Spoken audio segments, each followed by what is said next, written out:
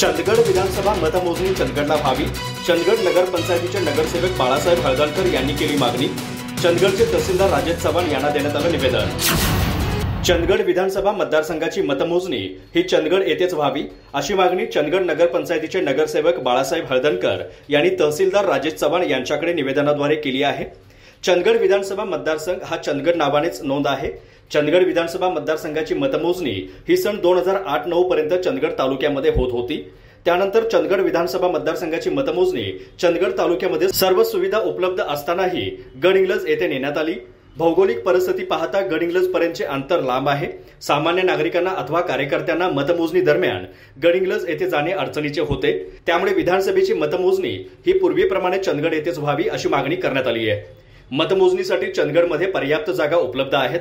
पंचायत समिती बिल्डिंग, रबळनाथ मंदिर हॉल ही सोयीची ठिकाणे उपलब्ध असल्यामुळे चंदगड येथेच विधानसभेची मतमोजणी व्हावी अशी मागणी हळदणकर यांनी केली आहे. यावेळी युवराज मनमाडकर, स्वप्नाली गवस, अब्दुल सत्तार, महम्मद शाह, महादेव गुरव, सीताराम नाईक, सुभाष आजरेकर, नारायण शेलार, अजय गोवेकर, विक्रम इलगे आदींसह महिला उपस्थित होत्या.